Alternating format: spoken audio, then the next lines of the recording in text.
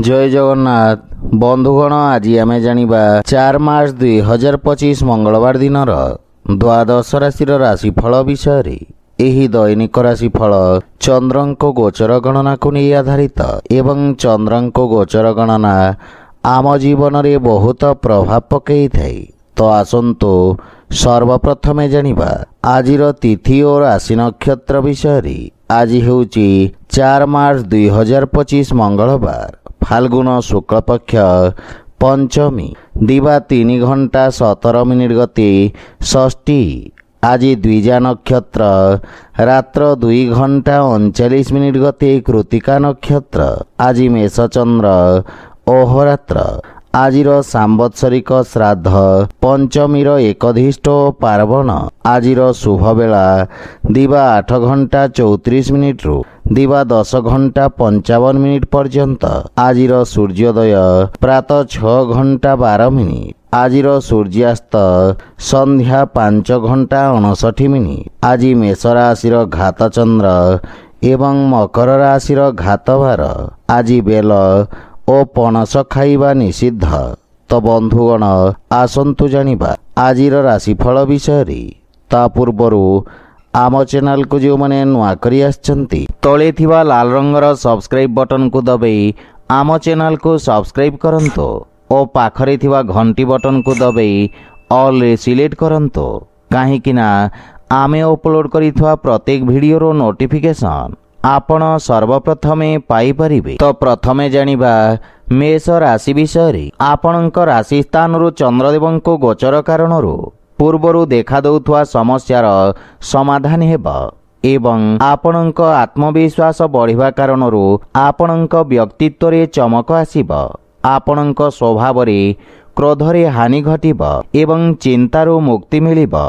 व्यावसायिक तथा व्यापार क्षेत्र रे सुधार हेबा कारण मन प्रसन्न रहिबा। आपण निज कार्य क्षेत्र रे किछि नुआ परिवर्तन करिवे जहा भविष्यत रे आपणको सकारात्मक परिणाम प्रदान करिबा। पारिवारिक जीवन रे जीवन साथी आपणक व्यक्तित्व रे आसीथिबा परिवर्तन रु प्रभावित हेबे। संतान पक्षरु कोनोसी प्रकार शुभ समाचार आपणक चिंता को कम करिबा। पितांक सहयोगरु आपणक अटकीथिबा कार्य रे प्रगति आसीबा एवं परिवारर वरिष्ठ सदस्यंक स्वास्थ्य अवस्थार विषय ध्यान रखंतो एवं माता पितांक सेवा करंतो। आर्थिक स्थिति क्षेत्र रे जदि कोनोसी निवेश करिबा को चाहुछंती ताहेले पितांक परामर्श अवश्य नियंतो। परिवारर अनावश्यक खर्च रे नियंत्रण लागि रहिबा किंतु दिनचर्या प्रभावित हेबा कारणरू कार्य रे बाधा विघ्न देखा देई पारे। एहा व्यतीत स्वास्थ्य प्रति मध्य सचेत रहंतो।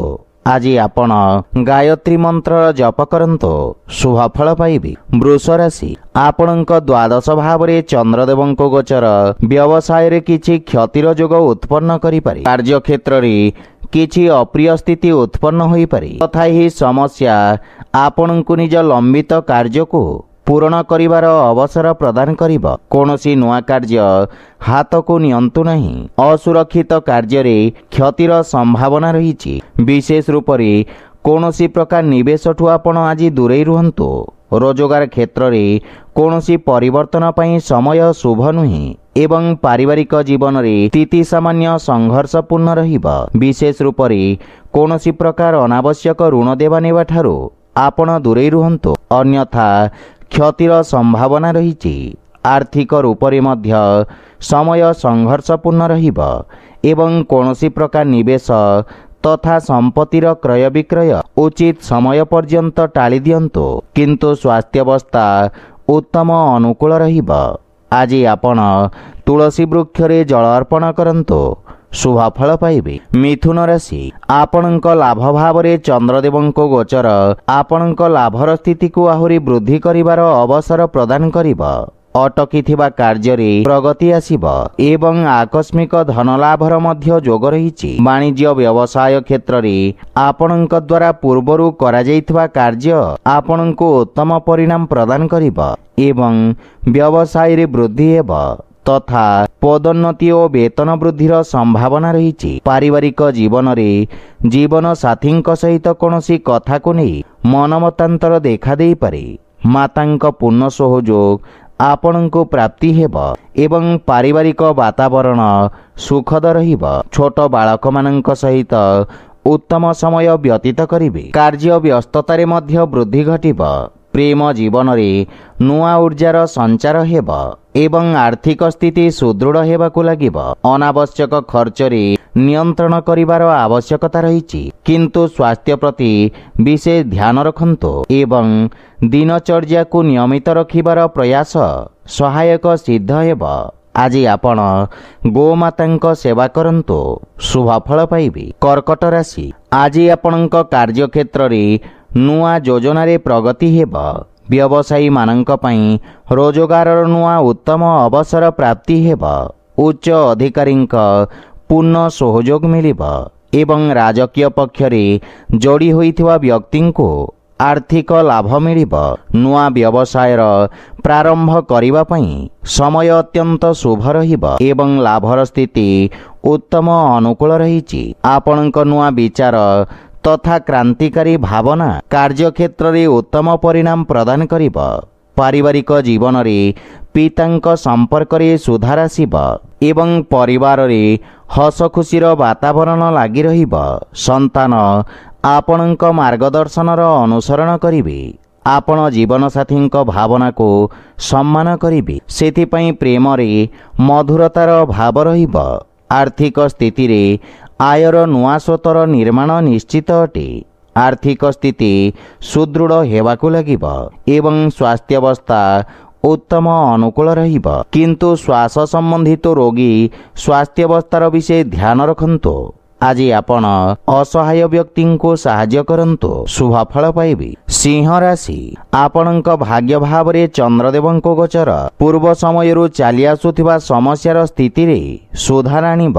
भाग्य आपणक सपक्ष रे रहिब। असुरक्षित कार्य तथा शेयर मार्केट आदि रे आपण लाभवान हेबे एवं विद्यार्थी छात्र छात्री मानक पई समय अनुकूल हेबाकु लागिब।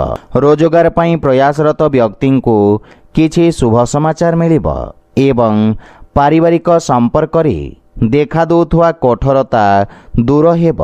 मानसिक चिंतारू मुक्ति मिलिब।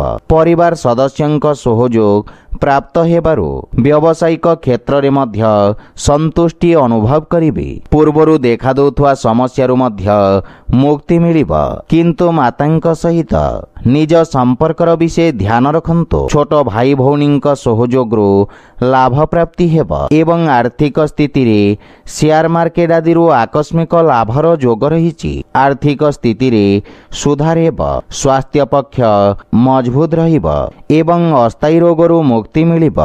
आज आपण भगवान शिवंक आराधना करंतु शुभ फल पाइबे। कन्या राशि, आपणक अष्टम भाव रे चंद्रदेवंको गोचर कारणरू आपणको निज कार्य रे किछि समस्यार सामना करिबाको पड़ी पारे, किंतु आकस्मिक धनलाभर जोग रहिछि। सामाजिक कार्य रे आपणक योगदान आपणक प्रभाव क्षेत्र रे वृद्धि करिब। विपरीत परिस्थिति रे मध्य आपणक कार्य करिवार क्षमता आपणक सहकर्मी माननकु प्रभावित करिब। पारिवारिक जीवन रे परिवारर कोनोसी सदस्यंक सहित मतभेद देखा देई पारे, किंतु आपण निज बाणीर कौशल रे समस्तंकु प्रभावित करिवे। जीवन साथींक सहित संपर्क रे प्रगाढ़ता आसिब, किंतु पितांक स्वास्थ्यावस्थार विषय ध्यान रखंतु। प्रेम संबंध रे मानसिक शांति बा प्रसन्नता अनुभव करिवे। आर्थिक स्थिति रे आर्थिक लाभ मिलिब। शुभ कार्य रे करा जाइथिवा निवेश आपणक लाभर स्थिति को द्विगुणित करिब। मानसिक चिंता स्वास्थ्यावस्था को खराब करि पारे। विशेष रूप से अनियमित रक्तचाप रोगी को स्वास्थ्यावस्थार विषय ध्यान रखंतु। आज आपण भगवान गणेश को दुब अर्पण करंतु शुभ फल पाइबे। तुला राशि, आपणक सप्तम भाव रे चंद्रदेवंको गोचर आपणको निज समस्त समस्या को सामना करिवार शक्ति प्रदान करिब। आपणको उच्च अधिकारींक सहयोग प्राप्ति हेब एवं समस्त निर्णय ଆପଣଙ୍କୁ ଆଶାତୀତ ସଫଳତା ପ୍ରଦାନ କରିବ। ଯଦି ଭାଗିଦାରୀ ଭାବରେ କୌଣସି କାର୍ଯ୍ୟକୁ ପ୍ରାରମ୍ଭ କରିବାର ଯୋଜନା କରୁଛନ୍ତି ତାହେଲେ ସମୟ ଅତ୍ୟନ୍ତ ଶୁଭ ରହିଛି। ବିଦ୍ୟାର୍ଥୀମାନଙ୍କୁ କିଛି ନୂଆ ଶିଖିବାର ଅବସର ମିଳିବ ଏବଂ ପାରିବାରିକ ଜୀବନରେ ଯେକୌଣସି ନୂଆ କାର୍ଯ୍ୟ ମାତାପିତାଙ୍କ ଆଶୀର୍ବାଦ ନେଇକି କରନ୍ତୁ, ସଫଳତା ପାଇପାରିବେ। ସନ୍ତାନଙ୍କ ସ୍ୱାସ୍ଥ୍ୟ ତଥା ଭବିଷ୍ୟତ ସମ୍ବନ୍ଧିତ ଚିନ୍ତା ଆପଣଙ୍କୁ ବ୍ୟଥିତ କରିବ। ଜୀବନ ସାଥୀଙ୍କ ସହିତ ସମ୍ପର୍କରେ ମଧୁରତା ଆସିବ ଏବଂ ପରସ୍ପରର ଭୁଲ ବୁଝାମଣା ଦୂର ହେବ। ପ୍ରେମ ଜୀବନରେ ଏକ ନୂଆ ଜୀବନର ପ୍ରାରମ୍ଭ ହେବ। ଆର୍ଥିକ ସ୍ଥିତି ସୁଦୃଢ଼ ହେବ ଏବଂ ଆଂଶିକ ଲାଭ ମଧ୍ୟ ମିଳିବ। ରାଜକୀୟ କାର୍ଯ୍ୟରେ ସଫଳତା ପ୍ରାପ୍ତ କରିବେ। ପେଟ ସମ୍ବନ୍ଧିତ ରୋଗରୁ ମୁକ୍ତି ମିଳିବ, କିନ୍ତୁ ସ୍ୱାସ୍ଥ୍ୟାବସ୍ଥାର ବିଷୟ ଧ୍ୟାନ ରଖନ୍ତୁ। ଆଜି ଆପଣ ଭଗବାନ ବିଷ୍ଣୁଙ୍କୁ ତୁଳସୀ ଅର୍ପଣ କରନ୍ତୁ, ଶୁଭ ଫଳ ପାଇବେ। ବିଛା ରାଶି, ଚନ୍ଦ୍ରଦେବଙ୍କ ଆପଣଙ୍କ ଷଷ୍ଠ ଭାବରେ ଗୋଚର ଆପଣଙ୍କ ଖର୍ଚ୍ଚରେ ବୃଦ୍ଧି ଘଟାଇବ। ଆପଣ ନିଜ ବୁଦ୍ଧିବଳ ଓ କୌଶଳରେ ନିଜ ସମସ୍ତ ଲକ୍ଷ୍ୟକୁ ପ୍ରାପ୍ତ କରିବେ।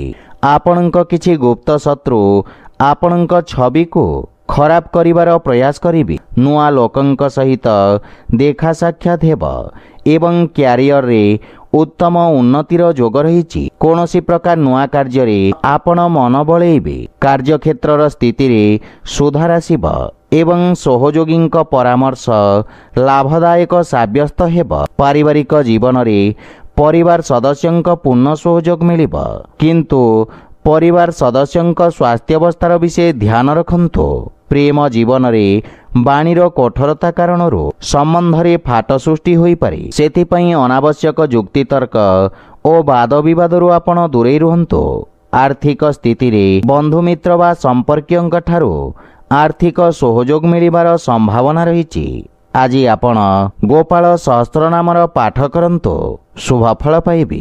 ଧନୁରାଶି, ଆପଣଙ୍କ ରାଶି ସ୍ଥାନରୁ ପଞ୍ଚମ ଭାବରେ ଚନ୍ଦ୍ରଦେବଙ୍କ ଗୋଚର ଆପଣଙ୍କ ରଚନାତ୍ମକ କ୍ଷମତାର ବୃଦ୍ଧି ଘଟାଇବ। କଳା ଓ ସଙ୍ଗୀତ କ୍ଷେତ୍ରର ବ୍ୟକ୍ତିଙ୍କୁ ନୂଆ ଅବସର ପ୍ରାପ୍ତି ହେବ। ବ୍ୟବସାୟରେ ସହଯୋଗୀଙ୍କ ଦ୍ୱାରା ଲାଭର ସ୍ଥିତି ରହିବ ଏବଂ କାର୍ଯ୍ୟକ୍ଷେତ୍ରର ବିସ୍ତାର ହେବାର ଯୋଗ ରହିଛି। ବିଦ୍ୟାର୍ଥୀ ଛାତ୍ରଛାତ୍ରୀମାନଙ୍କ ପାଇଁ ସମୟ ଉତ୍ତମ ପରିଣାମ ପ୍ରଦାନକାରୀ ରହିବ ଏବଂ ଆପଣ ନିଜର ସମସ୍ତ ଲକ୍ଷ୍ୟକୁ ପୂରଣ କରି ମାତାପିତା ଓ ଗୁରୁଜନଙ୍କୁ ଗୌରବାନ୍ୱିତ କରିବେ। ପାରିବାରିକ ଜୀବନରେ ପରିବାରରେ ହସ ଖୁସି ଓ ସୁଖ ଶାନ୍ତିର ବାତାବରଣ ଲାଗି ରହିବ। ମାତାଙ୍କ ସହିତ ଥିବା ମନମତାନ୍ତର ଦୂର ହେବ। ସନ୍ତାନଙ୍କ ଉନ୍ନତିରେ ଆପଣ ବିଶେଷ ଆନନ୍ଦ ଅନୁଭବ କରିବେ ଏବଂ ସନ୍ତାନ ଆପଣଙ୍କ ଆଜ୍ଞାର ପାଳନ କରିବେ। ଭାଇ ଭଉଣୀଙ୍କ ସହଯୋଗରୁ ଆପଣ ସମସ୍ତ କାର୍ଯ୍ୟରେ ସଫଳତା ଅର୍ଜନ କରିବେ। ଆର୍ଥିକ ସ୍ଥିତି ମଧ୍ୟମ ଧରଣର ରହିବ ଏବଂ ବ୍ୟାପାର ବାଣିଜ୍ୟରେ ଆଶାତୀତ ପରିଣାମ ପାଇବା ପାଇଁ ଅଧିକ ପ୍ରୟତ୍ନ କରିବାର ଆବଶ୍ୟକତା ରହିଛି। ସ୍ୱାସ୍ଥ୍ୟାବସ୍ଥାରେ ସୁଧାର ଆସିବ ଏବଂ ଅଧିକ କାର୍ଯ୍ୟବ୍ୟସ୍ତତା କାରଣରୁ କିଛି ଥକାପଣ ଅନୁଭବ କରିବେ। ଆଜି ଆପଣ ପକ୍ଷୀଙ୍କୁ ଦାନା ଖାଇବାକୁ ଦିଅନ୍ତୁ, ଶୁଭ ଫଳ ପାଇବେ। ମକର ରାଶି, ଆପଣଙ୍କ ରାଶିରୁ ଚତୁର୍ଥ ଭାବରେ ଚନ୍ଦ୍ରଦେବଙ୍କ ଗୋଚର ଆପଣଙ୍କ ବ୍ୟବସାୟରେ କିଛି ଉଚ୍ଚନୀଚର ସ୍ଥିତି ଉତ୍ପନ୍ନ କରିବ। ଲାଭ ପାଇବା ପାଇଁ ସମୟର ଅପେକ୍ଷା କରିବାକୁ ପଡ଼ିବ। ଆଶାତୀତ ପରିଣାମ ନ ପାଇବାରୁ ମାନସିକ ଚିନ୍ତା ଲାଗି ରହିବ ଏବଂ ଆପଣଙ୍କ ବ୍ୟବସାୟର ବିସ୍ତାର ବିଶେଷଜ୍ଞଙ୍କ ପରାମର୍ଶ ଅନୁଯାୟୀ କରନ୍ତୁ। କୌଣସି ପ୍ରକାର ଅସୁରକ୍ଷିତ କାର୍ଯ୍ୟ କରିବା ପୂର୍ବରୁ ଭଲ ଭାବରେ ବୁଝାମଣା କରିନିଅନ୍ତୁ। ପାରିବାରିକ ଜୀବନରେ ଅନାବଶ୍ୟକ ଖର୍ଚ୍ଚକୁ ନେଇ ସମସ୍ୟା ଦେଖାଦେଇପାରେ। ବୈବାହିକ ଜୀବନରେ ଜୀବନ ସାଥୀଙ୍କ ସହିତ ଭୁଲ ବୁଝାମଣାକୁ ନେଇ ମନମତାନ୍ତର ଦେଖାଦେଇପାରେ। ସେଥିପାଇଁ ଧୈର୍ଯ୍ୟ ସହିତ ଜୀବନସାଥୀଙ୍କ ସହିତ କଥାବାର୍ତ୍ତା କରନ୍ତୁ। କୌଣସି ପ୍ରକାର ଅନାବଶ୍ୟକ ବାଦ ବିବାଦରୁ ଆପଣଙ୍କୁ ଦୂରେଇ ରହିବା ଉଚିତ, କିନ୍ତୁ ପ୍ରେମ ଜୀବନରେ ନୂଆ ସମ୍ପର୍କ ଯୋଡ଼ି ହେବ ଏବଂ ଆର୍ଥିକ ସ୍ଥିତି ମଧ୍ୟମ ରହିବ। ଉଧାରୀ ଦେବା ନେବା ବା ଋଣ ଭାରରୁ ଆପଣ ଦୂରେଇ ରୁହନ୍ତୁ। ଭବିଷ୍ୟତକୁ ଗଠନ କରିବା ପାଇଁ କାର୍ଯ୍ୟ କରିବାର ଆବଶ୍ୟକତା ରହିଛି ଏବଂ ମାନସିକ ଚିନ୍ତାରୁ ମୁକ୍ତି ପାଇବା ପାଇଁ ଯୋଗାଭ୍ୟାସ ବା ପ୍ରାଣାୟାମର ଅଭ୍ୟାସ କରନ୍ତୁ। ଆଜି ଆପଣ ହନୁମାନ ଚାଳିଶାର ପାଠ କରନ୍ତୁ, ଶୁଭ ଫଳ ପାଇବେ। କୁମ୍ଭ ରାଶି, ଆପଣଙ୍କ ତୃତୀୟ ଭାବରେ ଚନ୍ଦ୍ରଦେବଙ୍କ ଗୋଚର ଆପଣଙ୍କ ଯଶ ଓ ମାନ ସମ୍ମାନରେ ବୃଦ୍ଧି କରିବ ଏବଂ ଆପଣ ସାମାଜିକ କଲ୍ୟାଣକାରୀ କାର୍ଯ୍ୟରେ ପ୍ରସନ୍ନତା ସହିତ ସହଯୋଗ କରିବେ। ଲୋକେ ଆପଣଙ୍କ କାର୍ଯ୍ୟକୁ ଏବଂ ଆପଣଙ୍କୁ ପ୍ରଶଂସା କରିବେ। ଆଜି ଆପଣଙ୍କୁ ସଞ୍ଚାର ମାଧ୍ୟମରେ ଲାଭ ମିଳିବ। ପାରିବାରିକ ଜୀବନରେ ପରିବାର ସଦସ୍ୟଙ୍କ ପୂର୍ଣ୍ଣ ସହଯୋଗ ମିଳିବ ଏବଂ ଜୀବନସାଥୀଙ୍କ ସମ୍ପର୍କରେ ପ୍ରଗାଢ଼ତା ଆସିବ।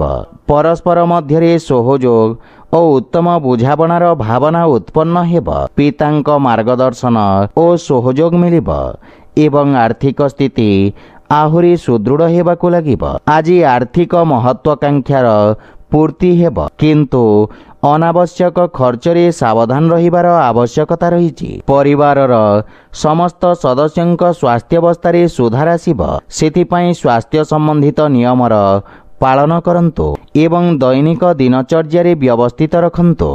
ଆଜି ଆପଣ ବଜରଙ୍ଗ ବାଣ ପାଠ କରନ୍ତୁ, ଶୁଭଫଳ ପାଇବେ। ମୀନ ରାଶି, ଚନ୍ଦ୍ରଦେବଙ୍କ ଆପଣଙ୍କ ଦ୍ୱିତୀୟ ଭାବରେ ଗୋଚର ଆପଣଙ୍କ କଳାତ୍ମକ ତଥା ରଚନାତ୍ମକ ପକ୍ଷକୁ ପ୍ରକାଶିତ କରିବ। ଆପଣଙ୍କ ପ୍ରତିଭାକୁ ସମାଜରେ ପରିଚୟ ଓ ପ୍ରସିଦ୍ଧି ମିଳିବ। ସାମାଜିକ କାର୍ଯ୍ୟକ୍ଷେତ୍ରରେ ଆପଣଙ୍କ ଯୋଗଦାନର ପ୍ରଶଂସା ହେବ ଏବଂ ଆପଣଙ୍କ ବ୍ୟକ୍ତିତ୍ୱର ଚାରିପାର୍ଶ୍ୱରେ ଚର୍ଚ୍ଚା ହେବ। ପାରିବାରିକ ଜୀବନରେ ପରିବାରର ପୂର୍ଣ୍ଣ ସହଯୋଗ ମିଳିବ। ପିତାଙ୍କ ମାର୍ଗଦର୍ଶନରୁ ଆପଣ କାର୍ଯ୍ୟକ୍ଷେତ୍ରରେ ସଫଳତା ତଥା ପ୍ରସିଦ୍ଧି ଅର୍ଜନ କରିବେ ଏବଂ ପାରିବାରିକ ସଦସ୍ୟଙ୍କ ସହିତ ଉତ୍ତମ ସମୟ ଅତିବାହିତ କରିବେ। କୌଣସି କାର୍ଯ୍ୟରେ ଆବଶ୍ୟକତା ଥିଲେ ଯାତ୍ରା କରନ୍ତୁ, ଅନ୍ୟଥା ଯାତ୍ରା କରିବା ଉଚିତ ନୁହେଁ। ଆର୍ଥିକ ସ୍ଥିତିରେ ସମୟ ଅନୁକୂଳ ରହିବ। ମଧ୍ୟମ ଅବଧିର ନିବେଶ ଆପଣଙ୍କ ପାଇଁ ଲାଭଦାୟକ ସାବ୍ୟସ୍ତ ହେବ, କିନ୍ତୁ ସ୍ୱାସ୍ଥ୍ୟାବସ୍ଥାକୁ ନେଇ ଅସାବଧାନତା ଚିନ୍ତାର କାରଣ ହୋଇପାରେ। ସେଥିପାଇଁ ସ୍ୱାସ୍ଥ୍ୟାବସ୍ଥାର ବିଷୟ ଧ୍ୟାନ ରଖନ୍ତୁ। ଆଜି ଆପଣ ଭଗବାନ ଶ୍ରୀ ଜଗନ୍ନାଥଙ୍କ ପୂଜାର୍ଚ୍ଚନା କରନ୍ତୁ, ଶୁଭଫଳ ପାଇବେ। ତ ବନ୍ଧୁଗଣ, ଏହା ଥିଲା ଆଜିର ରାଶିଫଳ ବିଷୟରେ। ଯଦି ଭିଡ଼ିଓଟି ଆପଣମାନଙ୍କୁ ଭଲ ଲାଗିଥାଏ, ଲାଇକ୍, ସେୟାର ଓ କମେଣ୍ଟ କରି ଜଣାନ୍ତୁ ଏବଂ ଆମ ଚ୍ୟାନେଲକୁ ସବସ୍କ୍ରାଇବ୍ କରନ୍ତୁ। ଜୟ ଜଗନ୍ନାଥ।